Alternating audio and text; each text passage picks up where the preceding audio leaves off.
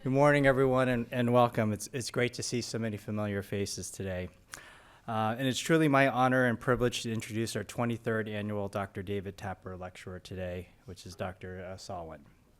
But before I formally introduce Dr. Salwin, I would like to say a few words about Dr. Tapper.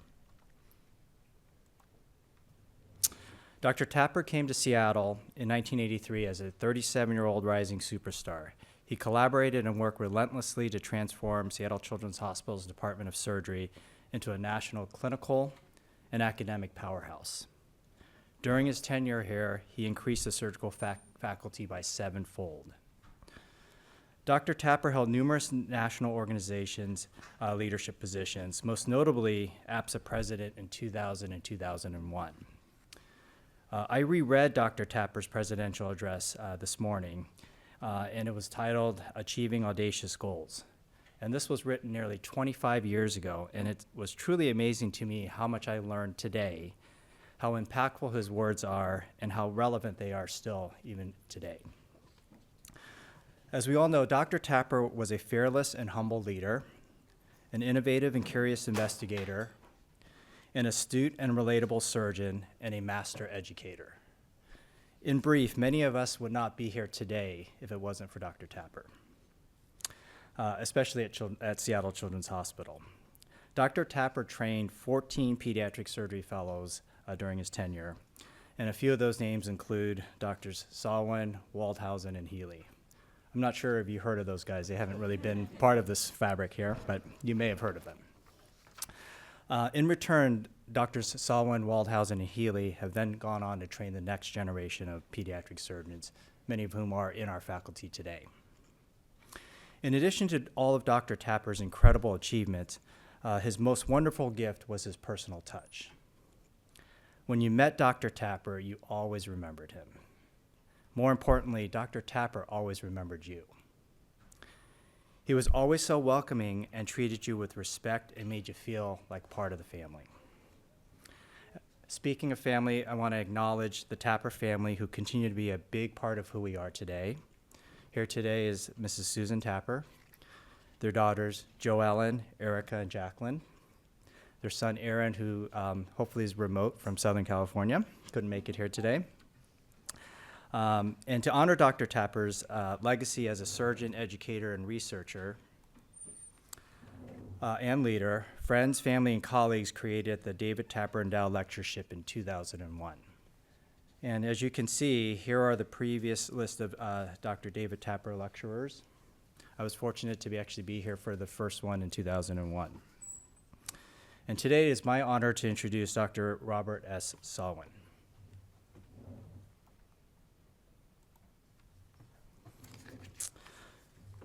Dr. Salwin recently completed 18 years as Surgeon-in-Chief and Senior Vice President at Seattle Children's Hospital. He is the Herbert E. Koch Professor of Surgery Emeritus at the University of Washington, where he also served as Vice Chair of the Department of Surgery for 17 years. From 2007 to 2019, Dr. Salwin was President and Chair of the Board of CUMG. He also held numerous leadership positions in several regional and national organizations, including presidents of both the North Pacific Surgical Association and the Pacific Coast Surgical Association. Dr. Salwin was also chair of the Organization of Children's Hospital Surgeon-in-Chiefs. He is currently active in several committees of the American College of Surgeons, including the Pediatric Surgery Advisory Board, the Children's Surgery Center Verification Committee, and the college's Quality Pillar Committee. Throughout his career in medical leadership, Dr. Salwin has consistently stressed the importance of the skills of empathy, compassion, and effective communication. In order to help physicians and other medical leaders in their development of these skills, he completed an executive coach training in 2018 at Seattle Coach, an International Coaching Federation approved training program. Dr. Salwin has also written and lectured about optimizing joy in surgery and the importance of love in making us better in our work, our leadership, and as educators. And this was also published and reread and is also a must-read article. I have copies up here for all of you. So more importantly, Bob has been a trusted mentor, an innovative leader, talented surgeon, and dedicated educator. Our division could not think of anyone better to honor Dr. Tapper's legacy than you, Bob. The title of today's talk is David Tapper, Tumor Growth Factor Research and His Continuing Legacy. Please help me welcome Dr. Selwyn.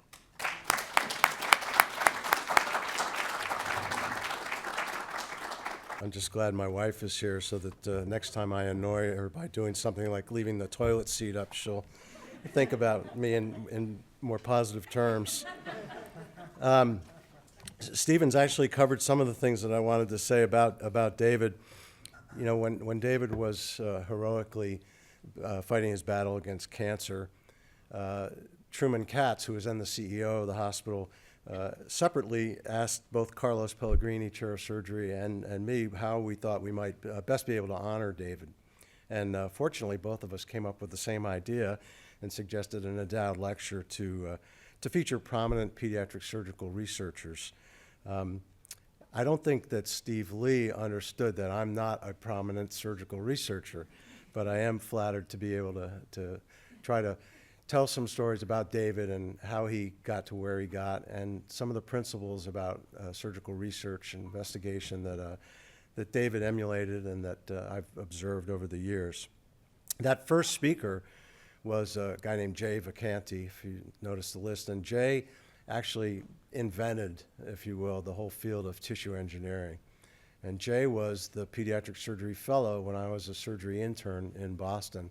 And Jay is the reason I went into pediatric surgery. He was just a great role model. And a young David Tapper was one of the young attendings there at Boston Children's during my rotation. So it was a thrill to have Jay here as the first Tapper lecturer. And then in a sign that David and I were on the same wavelength, David, even though he knew he was not going to be living a whole lot longer, said to me, "Have you thought about who next year's speaker is going to be?" I said, "Well, I was thinking about Mike Harrison." And David just smiled and said, "That would be my choice too." So we've had a great list of honorees, and I'm flattered to be on that list. And honestly, after the honor of receiving Steve's call and invitation, I then went into the panic mode trying to figure out what on earth I could say about surgical research, but decided that since I was David's first full-time partner here, that I was probably potentially well-suited to describe his successes and his legacy, and to share some of the, as I said, some of the lessons learned by watching him and watching others in this struggle to add to the field of surgical knowledge. I have no conflicts of interest other than the fact that I am very emotionally invested in the topic for obvious reasons. I mentioned last night at the dinner that other than my dad, Dave Tapper had the most impact of any man on my life. So it is indeed a real pleasure for me to be able to do this. And I also have a strong emotional interest in this hospital and in the University of Washington. So as Stephen said, David was we use the term triple threat a lot, and David was a quadruple threat. I mean, he was a fabulous surgeon. He had, throughout almost his entire time here in Seattle, he had an NIH-funded laboratory. As Stephen said, he's a fabulous educator, fearless leader, and for me, a peerless mentor and friend. I'm going to talk to you today about David, the man, and some of his history. I'm going to share a little bit about his mentors because they impacted how he got where he did. And I'm going to very briefly cover some of my research efforts, mostly to highlight the lessons learned. I'm going to go over the history of surgical research and in fact, research in general here at Seattle Children's, and make some hopeful prognostications about the future. So this is one of my favorite pictures. I had it in my office for many years. The young guy on the right is me, apparently. And in the middle is Dr. Judah Folkman, who was David's mentor. And for those of you who don't know who Judah Folkman is, Judah is arguably the greatest surgical investigator of the last 30 or 40 years. And most everyone agrees would have received the Nobel Prize in medicine had he not died, unfortunately, at a relatively early age. But what made Judah famous, I mean, he started out As a young kid, he knew he wanted to be a physician. He wanted to go to Harvard, didn't get accepted at Harvard, went to Ohio State, excelled, worked in Dr. Zollinger's lab, and then got into Harvard Medical School at the age of 19. And while he was at Harvard Medical School, he worked in Dr. Robert Gross's lab. And for those who aren't pediatric surgeons, Robert Gross is considered the father of pediatric surgery. And Judah was doing surgical procedures on dogs, even as a 19-year-old Harvard medical student. But Judah then went on to the Mass General for his training, the second best training program in Boston, right, Doug? And but one of the many attributes that Judah had was he incredibly curious and always paying attention to things. And Judah noticed one time as a resident operating on a woman with a thyroid tumor that she had multiple satellite lesions scattered throughout the thyroid, and they were all approximately the same size.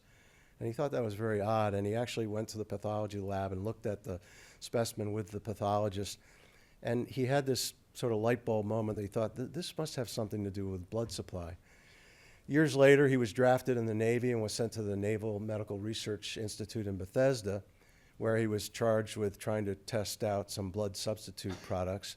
And as part of that experiment, he thought it would be interesting to inject the animals with some melanoma cells and that were perfusing this thyroid model to see if the tumors would survive if the blood substitutes were doing their job. And again, he noticed that there were multiple small melanoma tumors in this thyroid gland, all about the same size, and they didn't get any bigger. And he wondered again whether that was due to blood supply. So he came up with this concept of tumor angiogenesis, the idea being that maybe the tumors are actually making something that stimulates blood flow to encourage their growth. This was not a well-received concept. I pulled this paper from the University of Washington Library several months ago, and I honestly had felt the same way I felt when I was an undergrad. I went to look up Watson and Crick's original DNA paper that was in Nature in 1953. I felt the same way when I was looking at this. Was a seminal moment where Judah Folkman put his theory out there, and it got published in the New England Journal, and he became a lightning rod for criticism. People thought it was just a crazy idea, and that all they were seeing was inflammation, and the blood vessels were growing in response to inflammation. But Judah persisted, and he was a chief of surgery at Boston Children's at the age of 34, remarkable.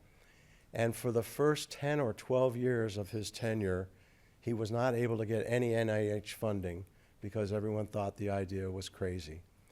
But again, one of my themes that you'll hear today is Judah was adaptable, he was flexible, he was creative, and he ended up getting a grant from the Monsanto company that sustained his research for many years until he could prove to the skeptical world that, in fact, it was a real biologic phenomenon.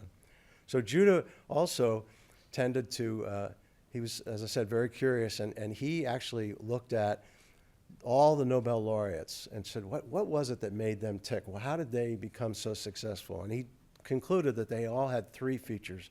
They were very open-minded, they had enormous curiosity, and they had obsessive persistence, which truly characterized Judah's approach in the lab. And as you all know, this line of research was very fruitful, ended up identifying multiple factors that are in fact made by normal tissue and neoplastic tissue that stimulates blood vessel growth. And not only that, they've now found ways to block that stimulation of blood vessel growth, leading to many drugs that are currently used clinically. So he, in fact, was vindicated, but it took him over a decade of persisting without any federal funding. There are now over 1,000 labs throughout the world that basically look only at angiogenesis. There are journals devoted to it. And so Dr. Folkman's legacy in the research realm was legitimate.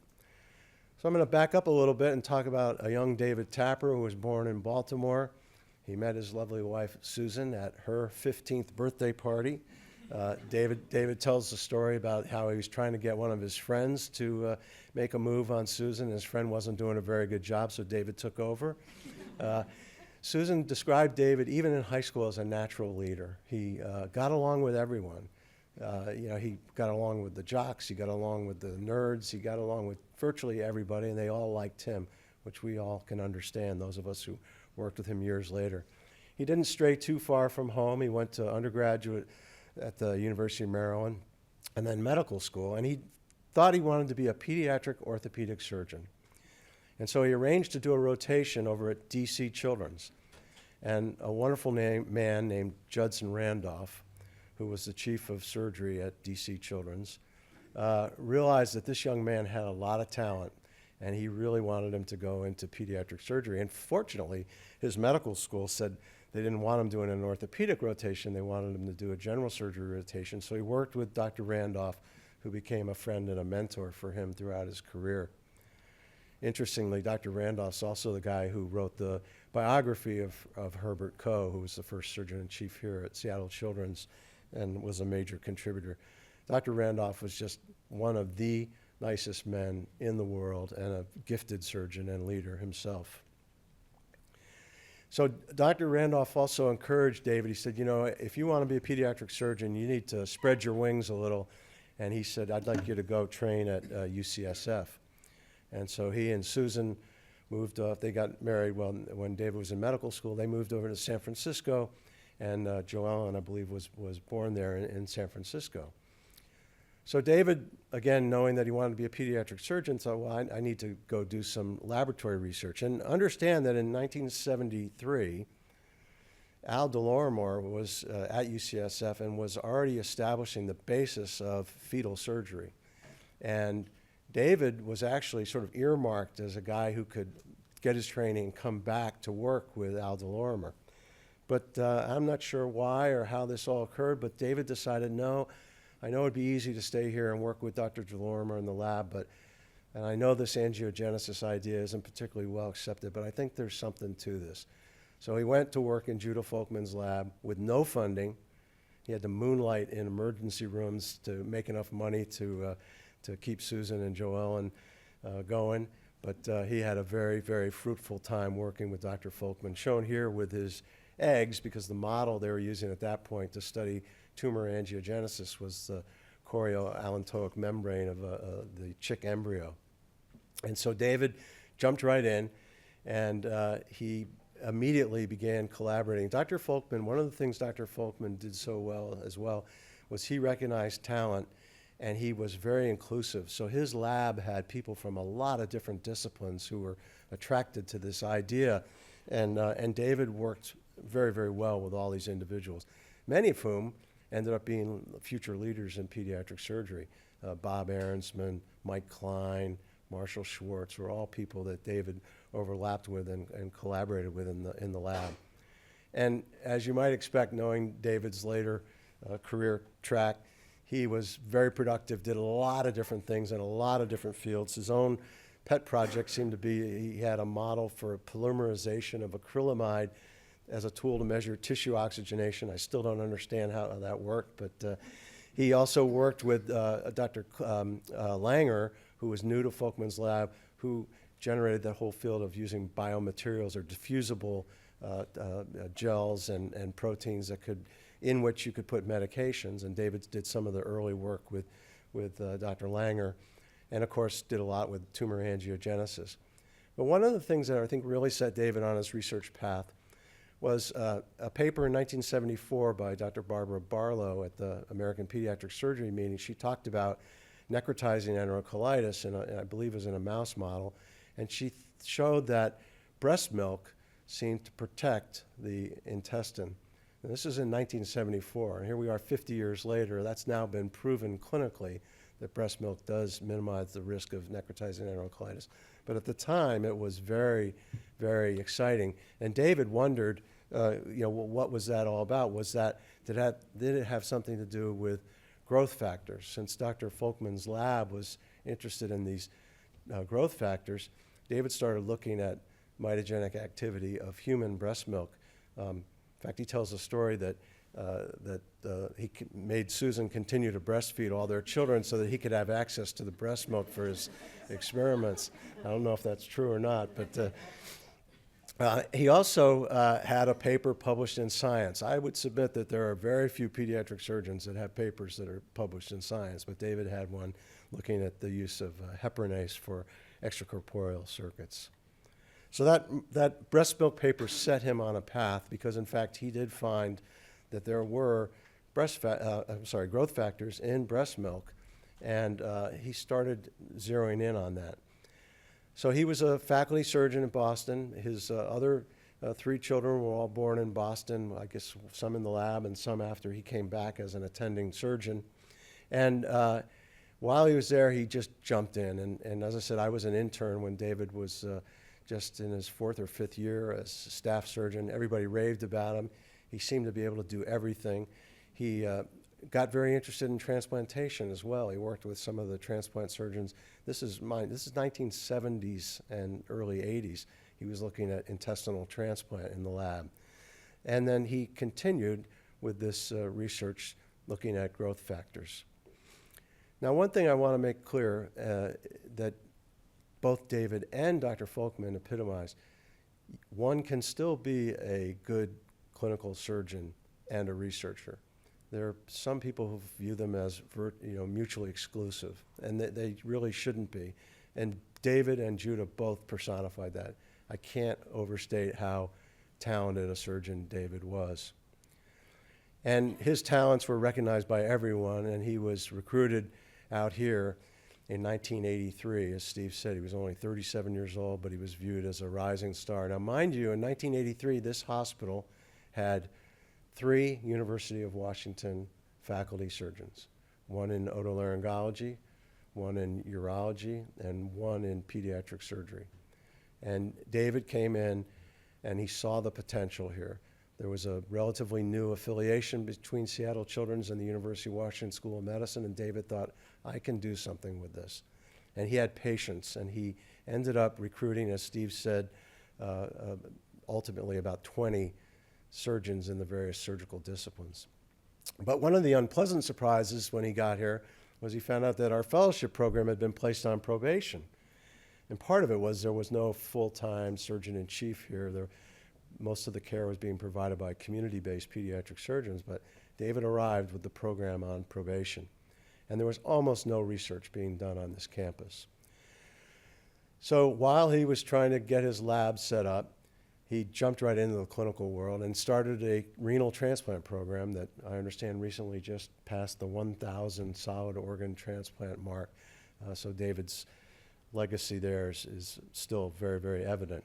He also developed a real expertise in some of the most complex surgeries that we do as pediatric surgeons, particularly in renovascular hypertension, mid-aortic syndrome.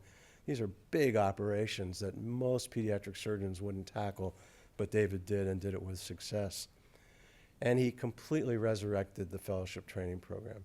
And I would say within 8 years, it had gone from being on probation to being one of the most highly coveted fellowship programs in the country. And during all this, he also got his lab established and got NIH funding. Now, remember, he'd done this work on the mitogenic activity of breast milk, and he wondered whether there might be similar growth factor activity that would be predictive of a woman's risk of developing breast cancer. Not exactly what pediatric surgeons would typically do, but it's an example of following the data, following the science. If the science leads you in a certain direction, follow it. And so David actually found a mouse model of breast cancer. There was a strain of mice that had a very high incidence of developing breast cancers. And he started looking at their breast milk and, in fact, showed that the ones who went on to develop breast tumors had increased levels of some of the growth factors that are just being characterized and one could assay for. So insulin-like growth factor 1, PDGF, transforming growth factor beta were all elevated in the breast milk of these mice who got mammary tumors and not in those who didn't. And this led to more NIH funding. So then David started wondering, well, what about in human beings? And this is, again, another theme that he inherited from Dr. Folkman, perhaps. He collaborated very effectively. And Roger Moe was a breast surgeon at the university, and Roger had access to hundreds of samples of breast cyst fluid that were aspirated from women. And they stratified the women into risk groups, low, medium, and high risk groups based on epidemiologic factors and so forth. And they discovered that the breast cyst fluid from women who had a high risk of malignancy also had very high mitogenic activity. And he later was able to identify 2 growth factor peaks on chromatography. One was later determined to be EGF, but the other appeared to be unique, and David spent the rest of his time in the lab trying to characterize that unique growth factor. And then, again, as more and more growth factors were being identified and characterized, they looked for those in the breast cyst fluid. Now, again, not that he was a neurosurgeon, but again, because he was a good collaborator, there was someone with whom he'd overlapped in Boston named Henry Brem, who was now a neurosurgeon. And he and David collaborated using a different method to look at cell migration. They took CSF from patients who had malignant brain tumors, benign brain tumors, and people who had no lesions in their central nervous system. And what he showed was that if you had if you had a brain tumor, your spinal fluid had 5 times the level of mitogenic activity, and it was 7 times higher than those who had no CNS lesions at all. So this is all work that David continued throughout his whole time. He, I believe, had 3 successful competitive renewals for his R01 funding, which is quite extraordinary. So again, getting back to my favorite picture, some would argue it's pretty presumptuous of me to be in the same picture with these 2 giants. And David being from, everyone who knows me knows there has to be something about baseball in my thoughts. But David being from Baltimore was like Hall of Famer Brooks Robinson, best fielding third baseman in history, hit for power, hit for average. And Judah Folkman was like Shohei Ohtani. He could do anything and do it well. This is Tommy Lasorda. Tommy Lasorda spent most of his professional baseball career in the minor leagues. He ended up with a record of 1 win, 4 losses, and an ERA of almost 5. Those are not very good statistics. I view myself as more like Tommy Lasorda, and that Tommy Lasorda's success came later when he did a great job of leading teams and identifying talent and surrounding himself with very capable people, which I was fortunate to be able to do. But when David offered me my job as a faculty surgeon, he gave me carte blanche. He said, just, start looking at whatever you want to look at. It would be great if it were growth factor related, because that's what my lab does. So I spent a good 6 to 9 months really just diving into the literature, and it was a very exciting period for me. I got interested in a substance called bombizin, which has since been renamed gastrin-releasing peptide, only because one of my friends from residency was doing research on bombizin. And it's a neuropeptide, and it's involved in the brain-gut interface and satiety and all these other things. And I always thought that was really interesting. I love the name. As I'm reading about bombizin, I find out that it actually seems to be in these granules in the cytoplasm of cells that are derived from the neural crest cells. And in fact, some investigators had identified that it seemed to be a growth factor for small cell carcinoma of the lung. And I thought, well, if it really is at play in all the neural crest cells, I mean, that's neuroblastoma, the most difficult tumor that we deal with as pediatric surgeons. So I developed this hypothesis that perhaps GRP might be manufactured by neuroblastoma cells. And the idea was that perhaps it would be what we call an autocrine growth factor that I'll show you in some more detail. So we started by just trying to assay whether these cells were manufacturing GRP. And being surgeons, we started simply. We took portions of tumors that were excised from kids over a year and just put them in culture media and let them sustain for 24 hours, and then measured in the so-called conditioned media whether there was measurable amount of GRP. And what we found was very surprising in that all the malignant tumors had markedly increased levels of GRP, and none of the benign tumors did. So this was encouraging, and in fact, we went further with this idea of the autocrine growth factor, which basically means that the cells produce a material which can then bind to cell receptors and then trigger more cell synthesis and cell turnover and more synthesis of GRP, and it becomes a self-fulfilling cycle. So the next thing we did was in cell culture, using human neuroblastoma cell lines, we looked at whether adding GRP to the media would stimulate growth, and in fact it did pretty strikingly. Then this is work actually that Ken Azaro, who's here today, Ken was at the time at Madigan Army Medical Center and had a wonderful lab there and a willing surgical resident at Madigan. And this is work that we did with him. And we actually took human tumor specimens and extracted RNA and confirmed that there was RNA for both GRP and GRP receptor. We then thought, well, if this is really significant, perhaps an antagonist to GRP might retard growth. And in fact, we were able to get a hold of a GRP antagonist called RC3095, and in fact, it did markedly decrease tumor growth in cell cultures.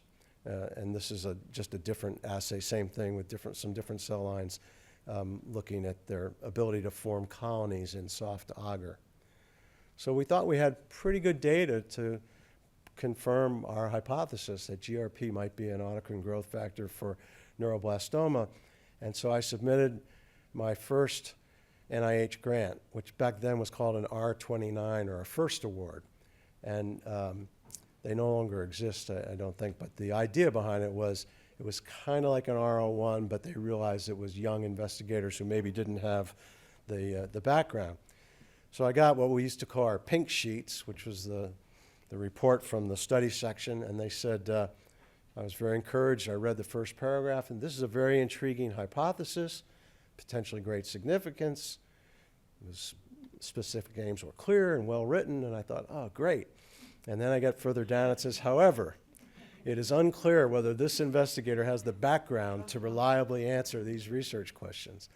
And that was a legitimate criticism, but it struck me as ironic that they then went on and told me all the data that they wanted me to generate to supplement my grant submission. And I thought, well, that's all the stuff I wanted the money from the grant to do. So we ended up running out of money, but the last thing we did was we took some human neuroblastoma cell lines and planted them in nude mice. For the non-scientists in the room, nude mice are basically mice that have an impaired immune system, and so they're less likely to reject a tumor or any other cells that you give them. And what we showed is that by giving the nude mice that had neuroblastoma cells implanted in them, that we could extend their life expectancy considerably, and the tumors grew at a slower rate. But unfortunately, at that point, my funding was limited. I was becoming much busier clinically. David had asked me to be the chief of the Division of Pediatric General Surgery, and so my career interests kind of shifted. But David continued to be a major presence in research here and at the University of Washington. When he came in 1983, he actually submitted to the CEO, Truman Katz, a 5-year plan to build research. And Truman was later interviewed, and he said, it was a little bit ahead of my schedule, he said. I think he was frustrated with me that I didn't move it more rapidly, but I didn't think we were ready. So in 1990, so I joined the faculty in 1989. In 1990, the prevailing sentiment here was, well, research is not what a children's hospital should be doing. That's the province of the school of medicine. But David felt differently. And fortunately for him, a new chairman of pediatrics, Bruder Stapleton, arrived in 1996. And David and Bruder were very effective partners, and they were able to convince the CEO and the senior leadership of the hospital that not only is it something we should do, but it was something we needed to do. And they encouraged the senior leadership to make visits to peer institutions.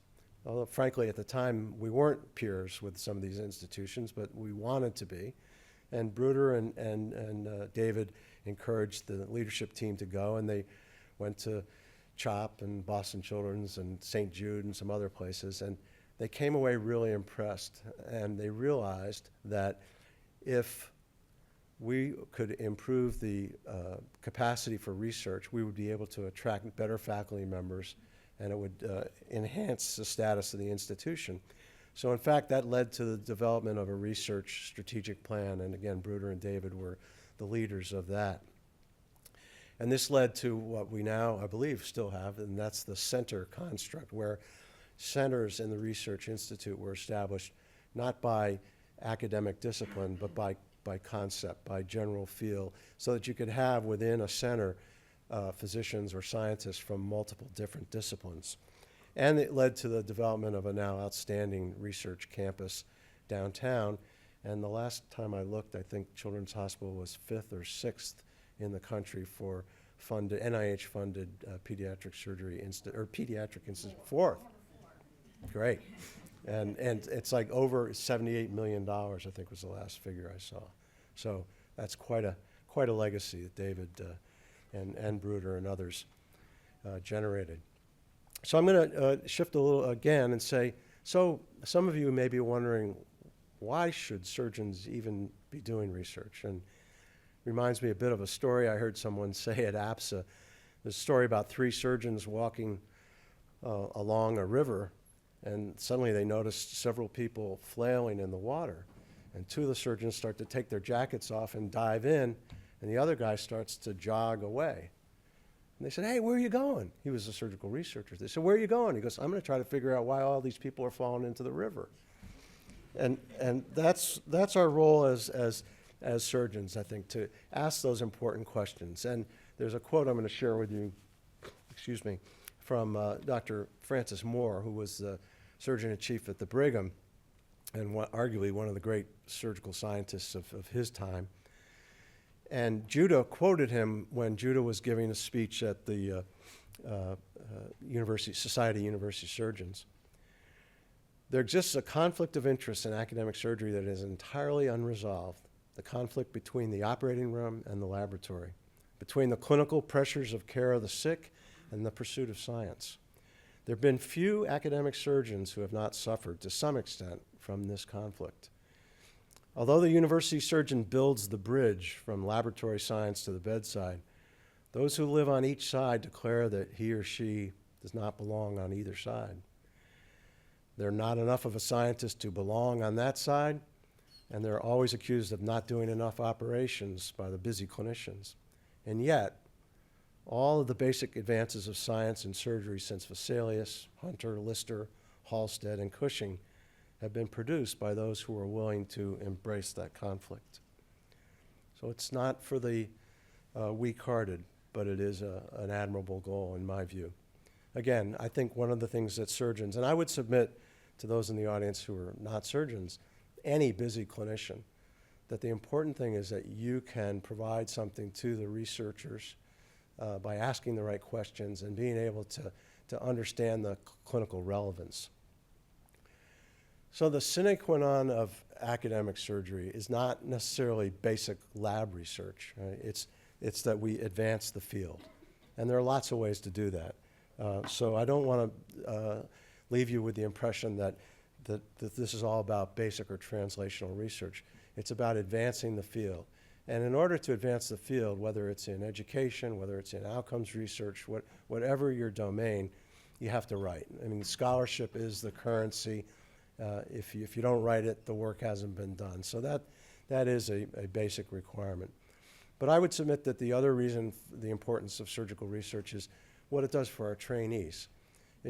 It enables them to be more critical thinkers, exposes them to things that will broaden their horizons and potentially impact their ability as clinicians. And honestly, while it can be frustrating, it's stimulating and exciting. I would say those periods when I was in the lab and still busy clinically was the most exciting period of my career.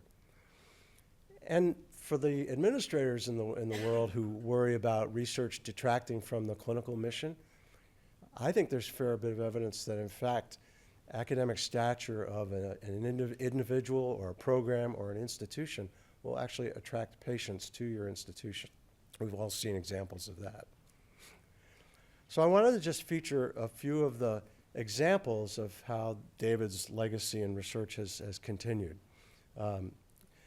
So Kim, really, for example, I'm featuring here because Kim's a good example of someone who thought outside the box. When she was a surgical resident, she didn't just go work in a surgery research lab. She went to work with Dr. Nelson Fausto, who was the chief of pathology, and was a world-renowned expert in the hepatic response to injury and hepatic tumor growth. And Kim dove in with both feet. And after finishing her clinical training at Boston Children's, we were fortunate to recruit her back. And she continued to work in Dr. Fausto's lab and had some success with some NIH funding and other foundation funding. And it's a great example also of someone who was able to marry her lab and research interest with her clinical interest. And that's, I think, a key for a lot of people. If you can do that, the ones who do that seem to have even more success. But again, this isn't about just basic or translational research. One of the strengths of both the University of Washington and Seattle Children's is in the realm of outcomes research or health services research. And Adam Golden was able to partner with Dave Flum and Dimitri Christakis and several other people, Fred Rivara, who are leaders in those realms of research.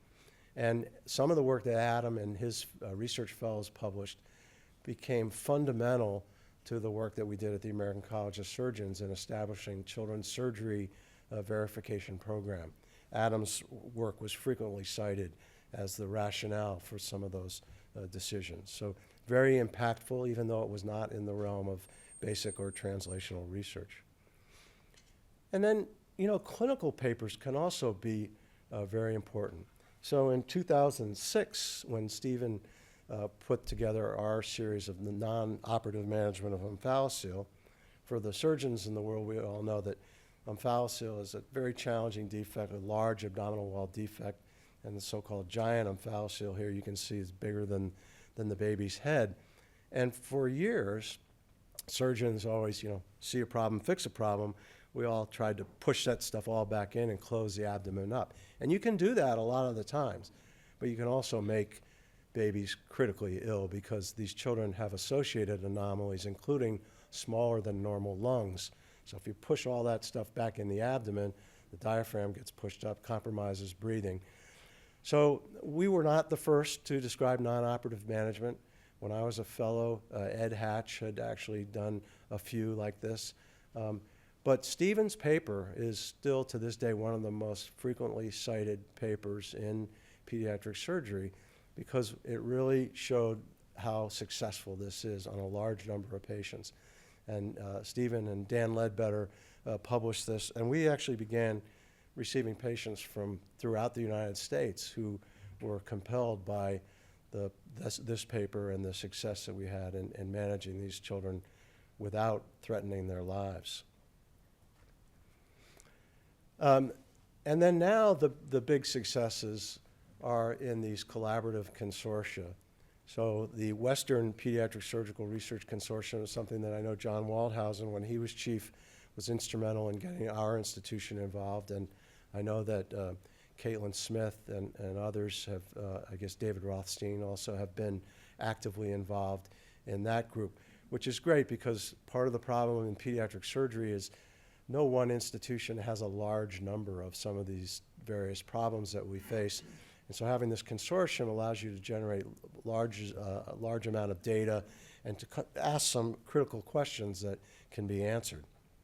The Children's Oncology Group, something that I was fortunately able to be part of, is another way that surgeons can be active participants in advancing the field. This institution has a strong history with COG. In fact, Doug Hawkins, who became the director of COG, was one of our former oncologists here. So it's a marvelous way for surgeons to be part of the group that asks the critical questions about how we can advance the care of children with surgery. And then the PCPLC, I always get this acronym messed up, was actually developed in large part by Jeff Avancino along with some colleagues at Nationwide Children's Hospital that again allowed them to take institutions that do relatively high volumes of children with colorectal diseases and get them all in a high quality database to again, generate lots of worthwhile scholarship and answering a lot of clinically important questions. So that's something that this group has continued to do an excellent job of, and there are some other examples. I don't want to be Pollyanna about this. There's definitely storm clouds on the horizon, as we all know. Some of these problems preceded the current political environment. You've got the competing priorities between clinical productivity, surgery, taking care of patients. Definitely reduced NIH funding seems to be in our near future. You know, I've heard lots of surgeons complain about the fact that our research campus is downtown, and it makes it hard for surgeons to run over to the lab. So it does require a little more creativity, and we'll talk a little bit about that. Compensation's a big issue. David used to joke, the problem with surgical researchers is they want to get paid like surgeons, not researchers.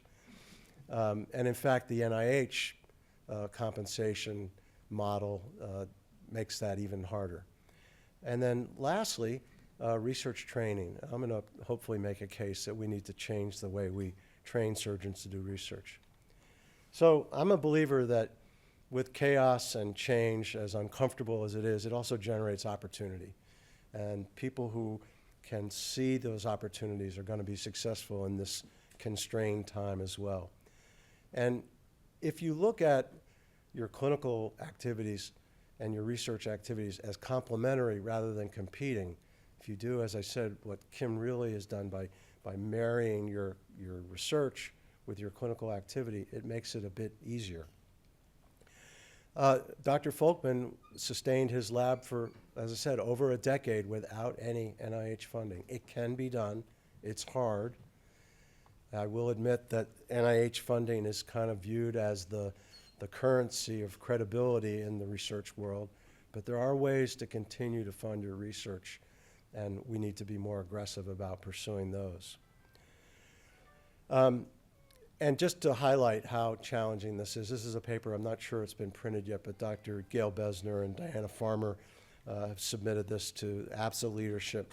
They did a survey of current APSA members, and only slightly less than 5% of the APSA members have NIH funding, and a significant portion of those are the K awards or mentored grants. So it's uncommon, it's challenging, but it is doable. Diana Farmer was asked recently in a publication from UC Davis, where she's the chair, one of the few pediatric surgery chairs, along with Ken Azaro, who's here, is the chair at Oregon. She was asked how she had sustained her success in fetal surgery and fetal research. She said, I can sum it up in 2 words, passion and persistence. You can't get discouraged by the experiments that don't work, the political roadblocks in your way. By the way, this preceded the current tumult in Washington. If you believe, you just have to push through all of it. And those are, I think, very true words from a woman who's done it and done it very well. As far as the campus being a challenge, that I think is offset a fair bit by the fact that I was struck repeatedly that the culture of collaboration at the University of Washington and here at Seattle Children's is phenomenal, and not to be taken taken for granted, because there are some places where you go to someone and ask for help and they're very, that's my lab, we do it my way. The University of Washington, if you've got an idea and you knock on the door and they think your idea is interesting, there's a fair chance that you can collaborate with those individuals. So leverage that. Don't be afraid to go get involved with someone who maybe isn't in your discipline, who might be intrigued by your clinically relevant idea. Compensation, I don't mean to minimize, it is a real issue. For the young surgeons in the room, young clinicians in the room, you have to take a long view on this. I mean, if you're looking at career development, if you're successful, you're ultimately going to get promoted, which is associated with higher compensation. But it is definitely delayed gratification, and you have to be willing to do that. Now, as far as the training goes, I think we've made, it wasn't a conscious mistake, but I think we made a mistake here in pediatric surgery where the model, almost every pediatric surgeon in this room, the model was you took time off during your residency to do a year or two in a research lab. You then came back to your residency to finish.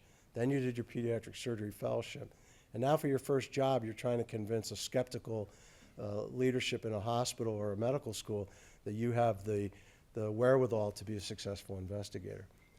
If you look at some of the other disciplines like trauma, critical care, and surgery, or hem-onc in pediatrics and in internal medicine, they've done a much more effective job, I think, of melding the clinical training and the research training during the fellowship. And I really think, John Waldhausen and I have talked about this on and off over the years. I think that's a model that we need to seriously look at, that there should be some fellowship programs in America that are 3 or 4 years in length, but are training people to be both good clinical surgeons and effective investigators. They may not be able to go out and get R01 funding, but they'll at least have data that makes them competitive for mentored awards. So I'm going to wrap it up here. David was clearly a quadruple threat. He, again, funded investigator, fabulous surgeon, great. Patients loved him, families loved him, excellent educator. Stephen touched a little bit, and I feel badly not talking more about this. David's leadership was phenomenal at every level, institutionally, locally in Seattle, nationally. He ran the Surgical Forum for the American College of Surgeons, which is the place where young investigators present their data. He ran that for several years. He was instrumental in getting the Pediatric Surgery Board to be more rigorous and to have strict criteria. And he was also a marvelous supporter of careers. Stephen also referenced David's achievement of audacious goals, and I really would, as Steve did, encourage you to read that. You have to have big ideas, and you have to be willing to pursue them, and you have to be able to be willing to overcome obstacles that are going to come in your way. I'm going to skip over this. So what did I learn from all this by working with David, my own failures in the lab? First, as I mentioned with Dr. Folkman and with David, be keenly observant. When you see something interesting clinically, ask yourself questions like, what are the patterns here? Why does this happen? What's the pathophysiology? How could we figure that out? Stay curious. My favorite expression is chance favors the prepared mind. Be kind and supportive and encouraging. The collaboration that David did facilitated his academic career. He also then facilitated others by his encouragement and his kindness to others. It's immensely stimulating. I really, as I said, it was an exciting time for me. And I do think it makes you a better doctor by sharpening your decision making, makes you question things that maybe are dogmatic. If you can, as I mentioned, meld it with your clinical activity. And again, remember, all of us as busy clinicians, surgeons or otherwise, can be the bridge between the lab, and I put that in quotes because it can be between any sort of research, any sort of query, and the clinic. And this is, I guess Camus said this, but you have to imagine what it might be and see if you can get there. And don't let anything dissuade you. Frustration is inevitable, but you have to persist. Mentorship is key. David had great mentorship. He provided great mentorship. For those of you early in your career, actively seek mentors, and ideally people who have a track record of working with clinicians. And then you yourself need to be a mentor to bring along the next generation. And I mentioned collaboration. Lastly, David used to quip that promotion happened between 5 and 9. That's AM and PM and weekends. That's not an appealing concept sometimes. People pay a lot more attention, appropriately, to work-life integration. And yet, this is a challenge that I think many people in this room are up to, being able to advance the field by asking these tough questions and by doing the research. So aspire to advance your career, stay the course, and remember that it really is a privilege to be a pediatric surgeon or a pediatric clinician in an institution like this. Thank you so much. Thanks, Steve.